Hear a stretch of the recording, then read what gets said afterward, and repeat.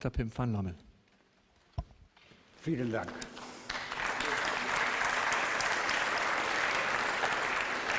Und herzlichen Dank für die Einladung, hier heute einen Vortrag zu halten. Aber I will continue in English. First, I would like to thank the previous lecturer, because what he told you was a classical near-death experience, with all the aspects, not just an out-of-body experience, but just a full-blown near-death experience. So that makes it much more easier for me to continue. So, ladies and gentlemen, I'm very pleased that I get the opportunity to discuss here today my concept of non-local consciousness, based on scientific research on near-death experiences in survivors of cardiac arrest.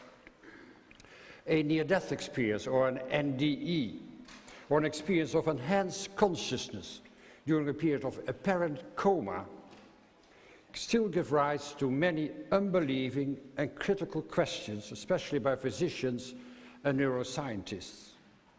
But, as already 1 century ago William James has said, to study the abnormal is the best way of understanding the normal. How can it scientifically be explained that people can have clear memories from a period of obvious unconsciousness? Or how is it possible that permanent life changes occur after cardiac arrest of only a few minutes? An NDE, or near-death experience, is the unforgettable confrontation with the unlimited dimensions of our consciousness. Quote, "It felt as if I had become another person, but with the same identity." Or another quote, "You can be physically dead, but your mind lives on. Only one thing matters, your attitude toward other people. I accept life as it is, and I am no longer afraid of death."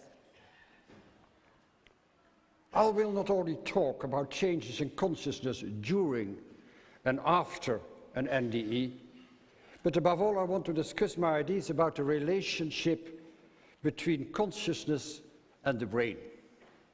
Important questions for me were, how is consciousness related to the integrity of brain function? Is it possible to gain insight in this relationship? And is there a biological basis of consciousness anyway? We can distinguish between both temporary and timeless aspects in our consciousness. This prompts the following questions. Is it possible to speak of a beginning of our consciousness, and will our consciousness ever end? I realize that my approach will be new or unexpected for most neuroscientists, and that my conclusions will not always be in conformity with the currently widely accepted materialistic paradigm in Western science. And I also realize that many aspects of consciousness are still a great mystery, because as the well-known philosopher David Chalmers has said, consciousness, the subjective experience of an inner self, poses one of the greatest challenges to science. Even a detailed knowledge of the brain's working and neural correlates of consciousness may fail to explain how or why human beings have self-aware minds. Now, how started my interest in near-death experiences? In 1969, during my rotating internship, a patient was successfully resuscitated in the coronary care unit by electrical defibrillation. We mostly do not realize anymore that until 1967, less than 50 years ago, all patients with cardiac arrest died because modern resuscitation techniques like defibrillation and external chest compression were not yet available. But this patient regained consciousness after a period of unconsciousness of about 4 minutes. We as a resuscitation team were very happy, but this patient seemed to be very, very disappointed.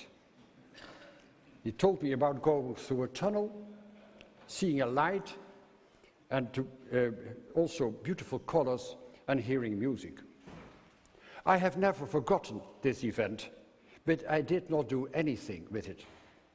And in that time, I did not know that in human history the same experiences have been told in many cultures, in many religions, and in all times, as shown in this painting from 1480 by the Dutch painter Hieronymus Bosch, showing deceased people escorted through a tunnel to the light.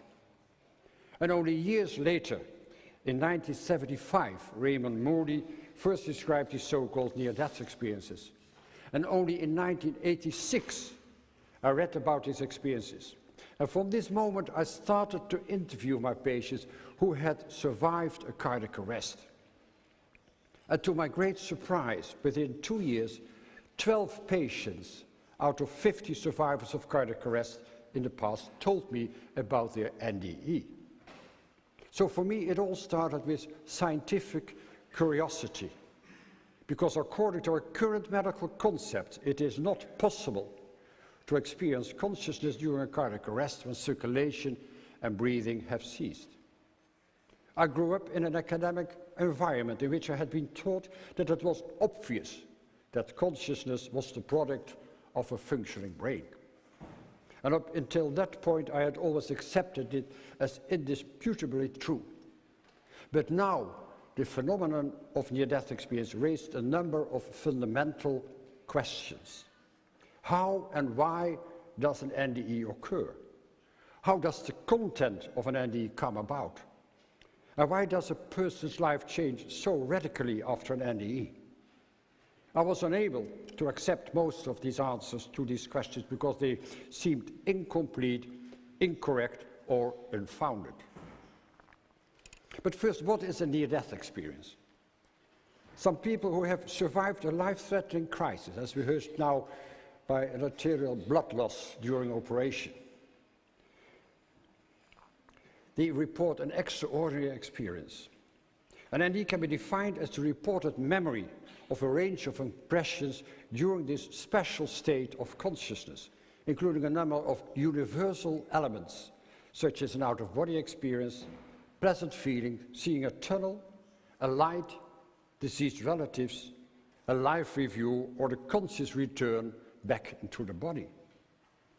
And many circumstances are being described during which NDE are reported, such as cardiac arrest, clinical death, shock after loss of blood, like childbirth, complicated childbirth, coma following traumatic brain injury or stroke, near drowning, especially children, or asphyxia, but also NDE-like experiences are reported in serious diseases not immediately life-threatening, but also during depression, isolation, or meditation, or without any obvious reason.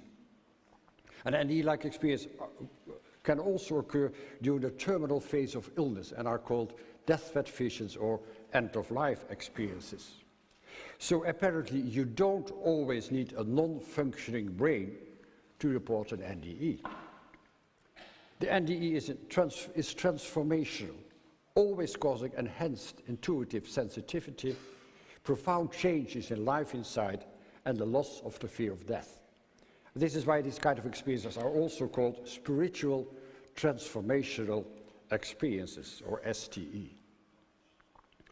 And near-death experiences occur with increasing frequency because of improved survival rates resulting from modern techniques of resuscitation and from better treatment for patients with cerebral trauma. The content of an NDE and the effects on patients seem similar worldwide across all cultures and all times. However, the subjective nature and the absence of a frame of reference for this experience lead to individual, cultural and religious factors determining the vocabulary used to describe and interpret the experience. Children and adults, Christian and atheists, Muslims and Buddhists, they all use different words from their own religion, culture and tradition. And according to a recent at-random poll in Germany and the USA, about 4% of the total population in the Western world should have experienced an NDE. So more than 10 million people in the USA, more than 3 million people in Germany, and about 20 million people in Europe must have had a near-death experience. Now, why do we physicians hardly ever hear a patient tell about his NDE? Patients are so reluctant to share their experience with others by all the negative responses they get. Patients must feel that you trust them, that you can listen without any comment or prejudice. But for most physicians, the NDE is still an incomprehensible and unknown phenomenon. Once a conference was held about NDE in a university hospital with more than 300 people in attendance. And at the end of the conference, after several lectures about NDE, a man stood up and said, "I am a cardiologist for more than 25 years, and I have never heard such absurd stories. This is total nonsense. I don't believe one word of it." Then another man stood up in the audience and said, "I am one of your patients. I have had an NDE during cardiac arrest, and you would be the last one I would ever tell." They know exactly that this kind of doctors are not able to listen at all. Until recently, there was no prospective and scientifically designed study to explain the cause and content of an NDE. All studies had been retrospective and very selective in respect to patients. Based on these incomplete retrospective studies, some believed the experience could be caused by physiological changes in the brain as a result of lack of oxygen, cerebral anoxia. Other theories encompass the psychological reaction to approaching death, hallucinations, dreams, side effects of drugs, or just false memories. So in 1988, we started a prospective study of 344 consecutive survivors of cardiac arrest in 10 Dutch hospitals with the aim to investigate the frequency, the cause and the content of an NDE. And this cartoon was published in a Dutch national newspaper when our study was published in The Lancet in December 2001. We wanted to know if there could be a physiological, pharmacological, psychological, demographic explanation why people experience enhanced consciousness during a period of cardiac arrest. And we did a short standardized interview with sufficiently recovered patients within a few days of resuscitation and asked whether they could remember the period of unconsciousness and what they recalled. We studied patients who survived cardiac arrest because this is a well-described, life-threatening medical situation, which is also called clinical death. The definition of clinical death was used for the period of unconsciousness caused by lack of oxygen or anoxia of the brain due to the arrest of circulation and breathing that happens during cardiac arrest in patients with an acute myocardial infarction. And these patients will ultimately die from irreversible damage to the brain if cardiopulmonary resuscitation, CPR, is not initiated within 5 to 10 minutes. It is the closest model of the process of dying. And in cases where memories were reported, we coded the experience according to a weighted core experience index. And in this system, the depth of the NDE was measured according to the reported elements of the content of the NDE. The more elements were reported, the deeper the experience was and the higher the resulting score was. We found that 282 patients, 82%, had no recollection of the period of cardiac arrest, of the period of unconsciousness. However, 62 patients, 18%, reported some recollection of the time of clinical death. And of these patients, 41 patients, 12% had a core experience with a score of 6 or higher. And 6% had a superficial NDE. Now, which elements were reported? In our study, about 50% of the patients with an NDE reported awareness of being dead or had positive emotions. About 25% of the patients had an out-of-body experience. 30% reported moving through a tunnel. About 25% had communication with the light or had meeting with deceased relatives. 13% experienced a live review, as we heard now before, just in the previous talk, and 8% experienced a border. So in our study, all well-known elements were reported except a frightening NDE, but I know patients who had a frightening NDE. Now, what might distinguish the small percentage of patients who report an NDE from those who do not? We found to our surprise that neither the duration of cardiac arrest, 2 minutes or 8 minutes, nor the duration of unconsciousness, 5 minutes or 3 weeks in coma, nor the need for intubation in complicated CPR, nor induced cardiac arrest in electrophysiological stimulation, CPR, EPS, had any influence on the frequency of NDE, and as a non-significant.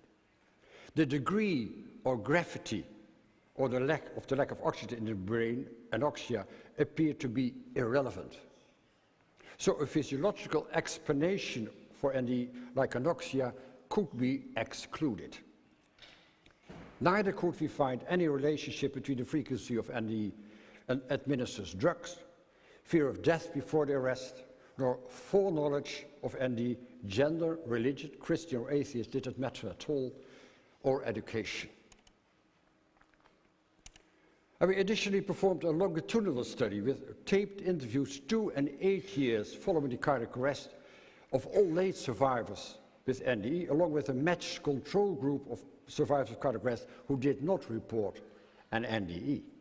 And this study was designed to assess whether the loss of the fear of death, the transformation in attitude toward life, and enhanced intuitive sensitivity is the result of having an NDE or just the result of the cardiac arrest itself. This had never been studied before in a prospective design. The NDE turned out to be a life-changing experience because only patients with an NDE did show this aforementioned typical transformation. In particular, they were less afraid of death and had a stronger belief in an afterlife. We saw them in greater interest in spirituality and questions about the purpose of life, as well as a greater acceptance of and love for oneself, in combination with the feeling of oneness with others and with nature. The conversations we had in our longitudinal study also revealed that people, often to their own amazement and confusion, had acquired enhanced intuitive sensitivity after an NDE, or as many of them put them, they had acquired paranormal gifts. This enhanced intuition is based on interconnectedness with the non-local consciousness of others, and it's independent of time, in a knowing of future events or having prognostic dreams, and it's independent of distance, the sense of knowing about an incoming phone call, and of pain, illness, of upcoming death of people, which usually proves to be accurate. This sudden occurrence of this enhanced intuition can be quite problematic, as people suddenly have the very acute sense of others, which can be extremely intimidating. Finally, it is quite remarkable and a surprising and unexpected finding to see a cardiac arrest lasting just a few minutes give rise to such a lifelong process of transformation. However, the integration and acceptance of an NDE is a process that may take many years because of its far-reaching impact on people's pre-NDE understanding of life and value system. Despite the mostly positive experience, the NDE is also a traumatic event because there is hardly any acceptance by doctors, nurses, family and partner, with a divorce rate of more than 70%, which makes the process of acceptance and integration very difficult. And this process will take many, many years with strong feelings of depression, homesickness and loneliness. But the longer the interval between NDE and interview, the more positive changes are usually reported. Now, in 4 prospective studies with identical study design, our Dutch study, which is the only study with statistical analysis, 1 study from the USA and 2 studies from the UK, about the same percentage of NDE was found in a total of 562 patients who survived cardiac arrest. And all authors conclude that no one physiological or psychological model by itself could explain all the common features of an NDE. Bruce Grayson from the American study writes in his comment that the paradoxical occurrence of heightened lucid awareness and logical thought process during a period of impaired cerebral perfusion raises particular perplexing questions for our current understanding of consciousness and its relation to brain function. A clear sensorium and complex perceptual processes during a period of apparent clinical death challenge the concept that consciousness is localized exclusively in the brain. As Sampani and Peter Fenwick from the British study write that the data from several NDE studies suggest that the NDE arises during unconsciousness. And this is a surprising conclusion, because when the brain is so dysfunctional that the patient is deeply comatose, those cerebral structures which underpin subjective experience and memory must be severely impaired. Complex experiences, such as reported in the NDE, should not arise or be retained in memory. Such patients would be expected to have no subjective experience at all. Penny Sartori from the other British study concludes that, according to mainstream science, it is quite impossible to find a scientific explanation for the NDE as long as we believe that consciousness is only a side effect of a functioning brain. The fact that people report lucid experiences in their consciousness when brain activity has ceased is, in her view, difficult to reconcile with current medical opinion. So, with lack of evidence for any other theories for NDE, the concept, this far assumed, but never scientifically proven, that consciousness and memories are produced by large groups of neurons and are localized in the brain, should be discussed. How could a clear consciousness outside one's body be experienced at the moment that the brain no longer functions during a period of clinical death, even with a flatline EEG? Furthermore, even blind people have described vertical perceptions during an out-of-body experience at the time of their NDE. Scientific study of NDE pushes us to the limits of our medical and neurophysiological ideas about the range of human consciousness and the mind-brain relation. Before I discuss in greater detail some neurophysiological aspects of normal brain function and during cardiac arrest, I would like to reconsider certain elements of the NDE, and first the out-of-body experience, as we have just heard before. In this experience, people have veridical perceptions from a position outside and above the lifeless body. NDEs have the feeling that they have apparently taken off their body as an old coat. And to their surprise, they appear to have retained their own identity with the possibility of perception, emotions, and a very clear consciousness. And this out-of-body experience is scientifically important because doctors, nurses, and relatives can verify the reported perceptions, and they can also corroborate the precise moment the NDE with OBE occurred during the period of CPR or operation. In a recent review by Jen Holden and in the book The Self Does Not Die, more than 150 corroborated reports of potentially verifiable out-of-body perceptions during NDE were published. And it was found that more than 90% of the reported OBEs were completely accurate. Through verification, it was proven that all reported perceptions during coma, cardiac arrest, or general anesthesia were about details that really had happened. A small percentage contained only some minor errors, and only 2% was completely erroneous. And it proves that an out-of-body experience cannot be an hallucination, because this means experience and a perception that has no basis in reality, like in psychosis. Neither it can be a delusion, which is an incorrect assessment of a correct perception, nor an illusion, which means a misapprehensive or misleading image. What they perceived had really happened. A real out-of-body experience is clearly shown in this drawing by a 6-year-old girl who nearly drowned. It was in the United States, and resuscitated in the hospital. In this drawing, you see a happy and smiling girl up here, looking from above to her own resuscitation as she draws the external chest compression. A girl of 6 years old doesn't know anything about a resuscitation, CPR. And this is a report of a nurse of a coronary care unit. During night shift, an ambulance brings in a 44 years old cyanotic comatose man into the coronary care unit. He was found in coma about 30 minutes before in a meadow. When we go to intubate the patient, he turns out to have dentures in his mouth. I remove these upper dentures and put them onto the crash cart.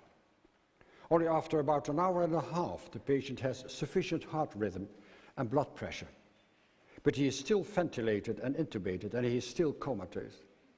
He is transferred to the intensive care unit to continue the necessary artificial respiration for 1 week. And after more than a week in coma, I meet again with the patient, who is by now back on the cardiac ward. The moment he sees me, he said, "Oh yes, you know where my dentures are." I'm very, very surprised. Then the patient elucidates, "Yes, you were there when I was brought into hospital. You took my dentures out of my mouth and put them onto that cart. It had all these bottles on it, and there was this sliding drawer underneath, and there you put my teeth." I was especially amazed because I remember this happening while the man was in deep coma and in the process of CPR. It appeared that the man had seen himself lying in bed, that he had perceived from above how nurses and doctors has been busy with his CPR. He was also able to describe correctly and in detail the small room in which he has been resuscitated, where he was admitted in coma and had left in coma, as well as the appearance of those present, like myself. And then the holographic life review. We also heard it before. During this life review, the subject feels the presence and renewed experience, not only of every act, but also of every thought from one's past life. And one realizes that all of it is an energy field which influences oneself as well as others. All that has been done and thought seems to be significant and stored, because one is connected with the memories, emotions, and consciousness of another person. You experience the consequences of your own thoughts, words, and actions to that other person at the very moment in the past that they occurred. Interconnectedness. Patients survey their whole life in one glance. Time and space do not seem to exist during such an experience. Non-locality. Quote, "All of my life up till the present seemed to be placed before me in a kind of panoramic, three-dimensional review, and each event seemed to be accompanied by consciousness of good or evil, or with an insight into cause and effect. Not only did I perceive everything from my own viewpoint, but I also knew the thoughts of everyone involved in the event, as if I had their thoughts within me.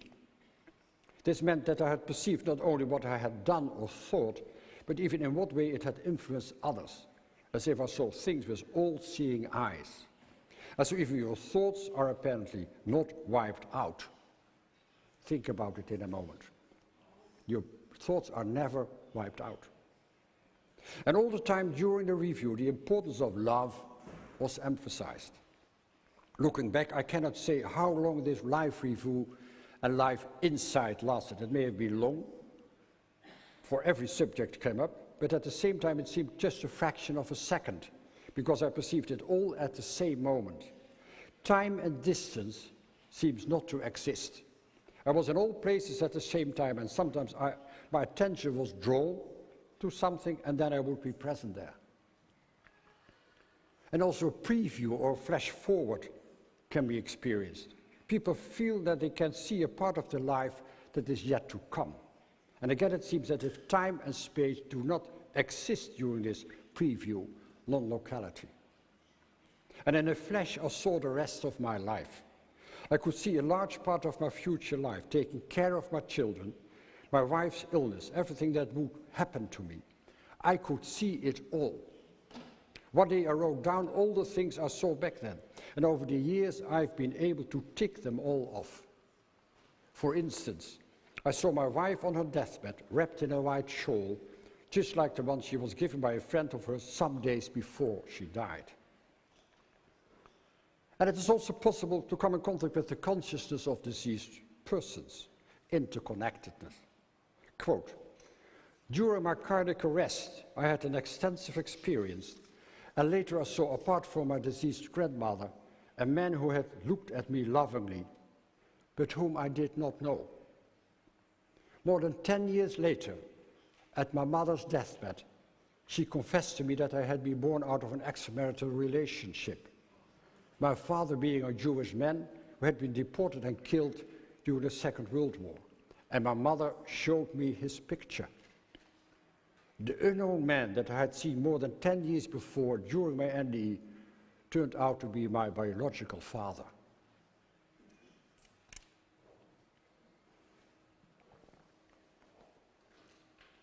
Some patients can describe how they returned into the body, mostly through the top of their head, after they had come to understand that it wasn't their time yet, or that they still had a task to fulfill. The conscious return into the body is experienced as something very oppressive. They regain consciousness in the body and realize that they are locked up again in the damaged body, meaning again all the pain and restriction of their disease. Quote, when I came to in my body, it was dreadful, so dreadful. The experience had been so beautiful that I didn't want to come back. I wanted to stay there. And yet I came back. From that moment, it was a real struggle to live my life inside my body, with all the limitations I experienced at the time. But later, I realized that this experience was in fact a blessing. For now I know that the mind and body are separate, and that there's life after death. And about all people who experience an NDE lose their fear of death. Quote, it is outside my domain to discuss something that can only be proven by death. For me, however, this blessing experience was decisive in convincing me that consciousness lives on beyond the grave, and I know now for sure that body and mind are separated. Death was not death, but another form of life. So we have to come to the surprising conclusion that in our study during cardiac arrest, all these reported elements of an NDE were experienced during an transient functional loss of all functions of the cortex and of the brainstem with a flatline EEG. But how do we know that the EEG is flat in those patients with cardiac arrest? And how can we study this? So many studies with induced cardiac arrest in both humans, like in threshold testing for ICDs, and in animal models, cerebral functions has to be shown to be severely compromised during cardiac arrest, with complete cessation of cerebral flow, causing the clinical findings of the sudden loss of consciousness, the loss of breathing, apnoea, the loss of all body reflexes, which is a function of the cortex, but also the loss of all brainstem reflexes, like the gag reflex, the corner reflex, and fixed and dilated pupils are clinical findings. And the electrical activity in the cerebral cortex, but also in deeper structures of the brain in animals, has been shown to be absent after 10 to 20 seconds, a flatline EEG. In an acute myocardial infarction, the duration of cardiac arrest is always longer than 20 seconds. So all 562 survivors of cardiac arrest in the 4 prospective studies must have had a flatline EEG. Now, the conclusion about conscious experience during a flatline EEG is often called impossible and unscientific. The quite proposed objection that a flatline EEG doesn't rule out any brain activity because it is mainly a registration of the electrical activity of the cerebral cortex misses the mark. The issue is not whether there is any brain activity of any kind whatsoever, but whether there is a measurable brain activity of the specific form regarded by contemporary neuroscience as a necessary condition for conscious experience, with visible activities in many neural centers, the so-called global neural workspace. And it has been proven that there is no such specific brain activity at all during cardiac arrest. So it is indeed a scientific challenge to discuss new hypotheses that could explain the possibility to have a clear and enhanced consciousness during a transient period of a non-functioning brain, with memories, self-identity, with cognition, with emotion, and the possibility of perception out and above the lifeless body. To explain the reported interconnectedness with the consciousness of another person and of deceased relatives. To explain the possibility to experience instantaneously and simultaneously non-locality, a preview and a review of someone's life in a dimension without our conventional body-linked concept of time and space, where all past, present and future events exist, and even to explain the experience of the conscious return into the body. Most materialist scientists still don't believe in the possibility to experience an enhanced consciousness during a period of a non-functioning brain. And they try to debunk everything I have said and written by simply stating that it is obvious an NDE must be produced by the brain. They only change their mind as soon as they have experienced an NDE themselves, like Eben Alexander and other physicians. So my advice to these debunkers is try this small and dangerous footpath and find out yourself. A recently released book, Consciousness Beyond Life, which was a bestseller with more than 250,000 copies sold worldwide, and which was published in Germany as Endloses Bewusstsein. I have written that based on prospective studies of NDE, based on recent findings in neurophysiological research, and based on concepts from quantum physics, our consciousness cannot be localized in a certain time nor space. This is called non-local consciousness, beyond time and space. And in this concept, our endless of non-local consciousness with declarative memories finds its origin in, and is stored in a non-local realm, just as wave fields of information. And the brain only serves as a relay station for part of these wave fields of consciousness to be received into or as our waking consciousness. The function of the brain should so be compared with a transceiver, a transmitter-receiver or interface, exactly like the function of a computer. Different neuronal networks function as interface for different aspects of our consciousness, and the function of neuronal networks should be regarded as receivers and conveyors, not as retainers of consciousness and memories. And in this concept, non-local consciousness is non-rooted in the measurable domain of physics, our manifest world. However, the physical aspects of consciousness, which originates from the wave aspects of our consciousness through collapse of the wave function, objective reduction, can be measured by means of neuroimaging techniques like EEG, fMRI, and PET scan. And with this concept of non-local consciousness, all reported elements of an NDE during cardiac arrest could be explained. Now, in trying to understand this concept of interaction between non-local consciousness and the material body, it seems appropriate to compare it with modern worldwide communication. There's a continuous exchange of objective information by means of electromagnetic fields for radio, television, mobile telephone, or laptop computer. And at this very moment, we are invaded by hundreds of thousands of telephone calls and hundreds of radio and television programs. But we become only aware of these electromagnetic informative fields at the moment we use our mobile telephone or by switching on our laptop, radio, or television.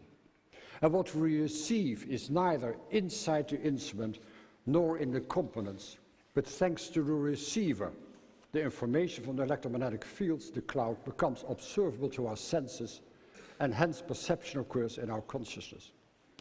Internet with more than 1 billion websites can be received at about the same moment in the USA, in Europe, and in Australia, and it's obviously not located inside our laptop, nor is it produced by it.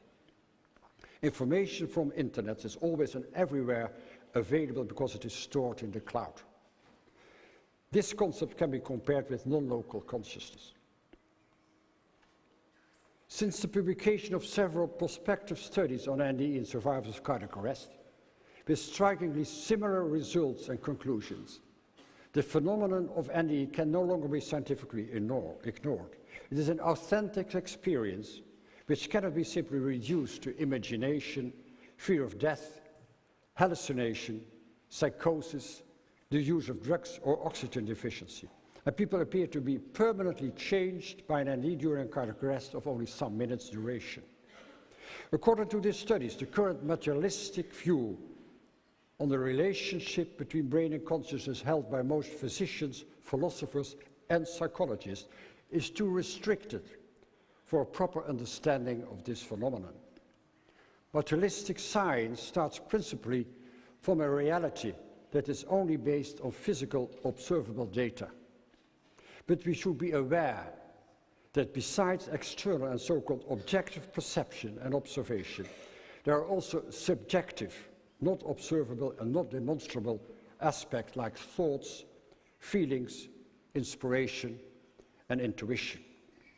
We can only measure the electrical, magnetic, chemical activities in the brain by EEG, MEG, and PET scan, and we can measure changes in blood flow in the brain by fMRI. But these are only neural correlates of consciousness.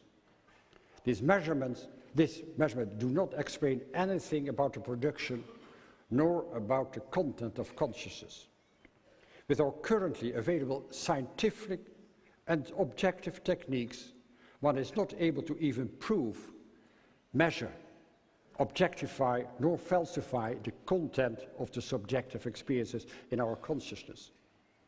Direct proof about how neurons or neuronal networks could possibly produce the subjective essence of our thoughts and feelings is totally missing.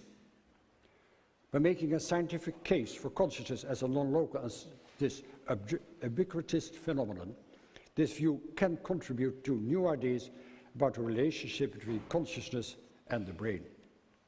Another 5 minutes I need. So by making a scientific case for consciousness as a non-local phenomenon, we must question the purely materialistic paradigm in science. And so it seems to be important for our scientific ideas about the mind-brain and mind-body relationship. It's also evident that it's important for our concepts about life and death, because of the almost unavoidable conclusion that at the time of physical death, consciousness will continue to be experienced in another dimension in which all past, present, and future is enclosed. Quote, "Death is only the end of our physical aspects." I believe now that death, like birth, may be a mere passing from one state of consciousness into another. However, we should acknowledge that research on NDE cannot give us the irrefutable scientific proof of this conclusion, because people with an NDE did not quite die, but they all were very close to death and without a functioning brain. So it had indeed been scientifically proven that during NDE, enhanced consciousness was experienced independently of a functioning brain. And quoting from a recent death announcement, "All what you have falls into decay, but what you are lives on beyond time and space." So we have a body and we are conscious. Without a body, we can still have conscious experiences. We are still conscious beings. Recently, someone with an NDE wrote to me, "I can live without my body, but apparently my body cannot live without me."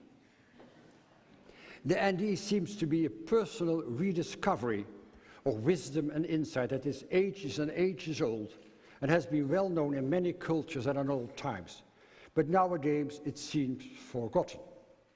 I would like to quote Plato, who wrote more than 2,000 years ago, "The temporary material body is the temporary carrier of our immortal soul, and time does not exist in the immaterial world," according to Plato. So based on scientific research on NDE, I cannot avoid the conclusion that endless consciousness has been and always will exist independently of the body. There's no beginning nor will there ever be an end to our consciousness. Our enhanced consciousness resides not in our brain and is not limited to our brain, because our consciousness is non-local, and our brain has a facilitating and not a producing function to experience consciousness.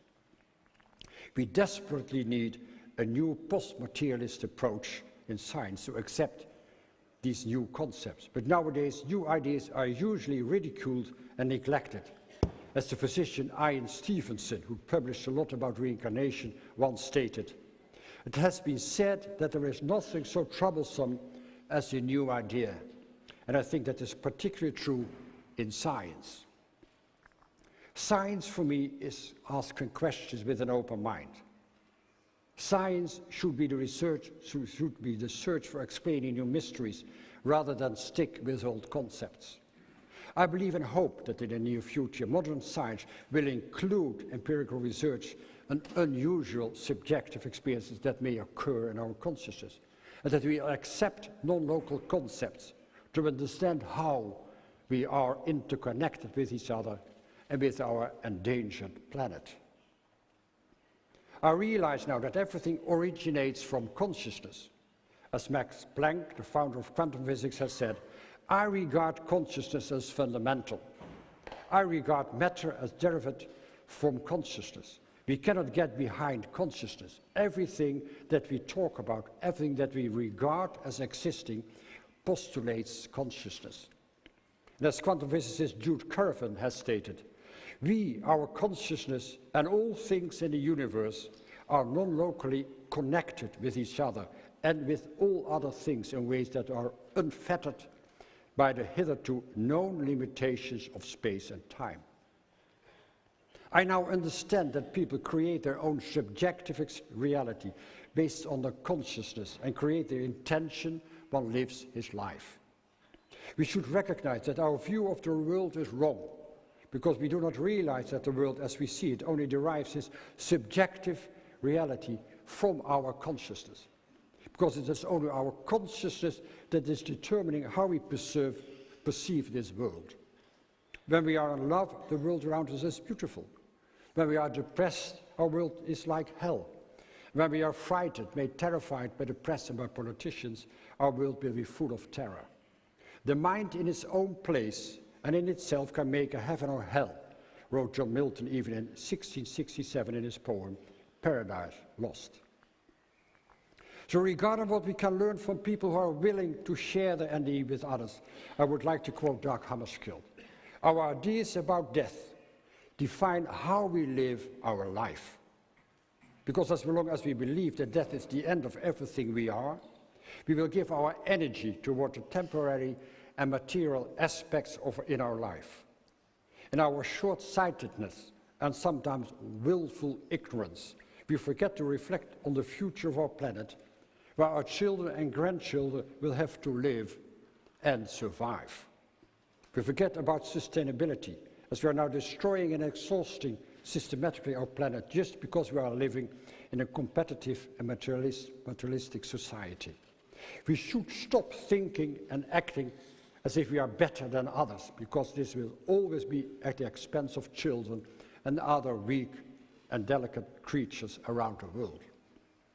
We should realize that the harm we cause to others and to nature ultimately is harming ourselves, because we as humans are not only intensively interconnected and tangled with each other, but also with animals and plants living on our endangered earth.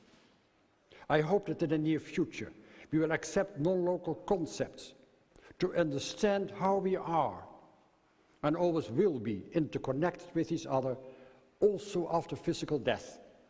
That we have to change our personal consciousness, not only to change the way we live, but also to change the way we want to treat, honor and respect people who are willing and able to share their NDE with us. Their lives changed in a ways they were not prepared for. And they all tell us that they fundamentally changed their ideas about life and death, because you can be physically dead, but your life lives on. And another quote, "Death was not death, but another form of life." Consciousness seems to be our essence. And once we leave our body, leave our physical world, we exist as pure consciousness beyond time and space, and we are unfolded in pure, unconditional love.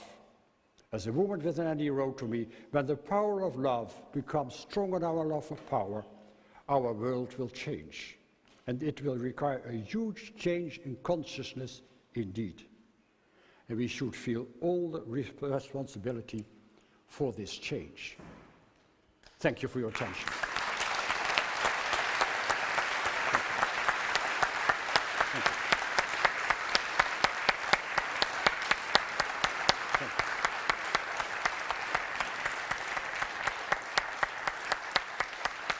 Thank you.